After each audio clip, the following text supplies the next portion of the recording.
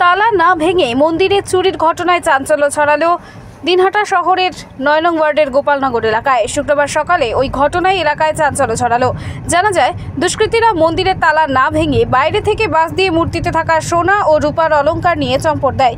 এই ঘটনার খবর পেয়ে দিনহাটা থানার পুলিশ সেখানে এসে পৌঁছয়। বাড়ির মালিক অনুপ সাহা জানান, দুষ্কৃতীরা রাতে মন্দিরের তালা না ভেঙে বাঁশ দিয়ে প্রতিমার গায়ে থাকা সোনা ও রূপোর বিভিন্ন অলংকার নিয়ে যায়, যার আনুমানিক মূল্য লক্ষাধিক টাকা। গোটা বিষয়টি পুলিশকে জানানো হয়েছে। ইতিমধ্যে পুলিশ ঘটনার তদন্ত শুরু করেছে বলে জানা গেছে।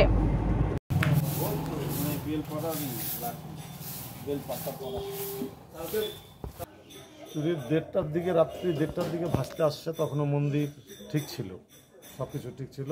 বাচ্চা খাওয়া দাওয়া করে শুয়েছে, তখন আনুমানিক 2টা বাজে। 2টার পরে মন্দিরে সকালবেলা বৌদি উঠছে, দাদা উঠছে, বৌদি উঠছে, মন্দিরে নমস্কার করতে যাবে, গিয়ে দেখে তালার মতন তালা আছে, বাসটা এই অবস্থায় বাসটা আছে। মায়ের মন্দিরের রূপার চূড়া ছিল, চূড়াটা নেই। তারপরে সীতাহার ছিল গলার রূপার, সেটা নেই। টায়রা ছিল সোনার, সেটা নেই। টিকলি ছিল সোনার, সেটা নেই। নথ ছিল, সেটা নেই। এইভাবে সব নিয়ে গেছে। 1.5 থেকে 15 লক্ষ টাকা জিনিস ছিল। হ্যাঁ, পুলিশ এসেছিল, পুলিশ এসে দেখে গেল। আমার নাম অনুপ কুমার সাহা।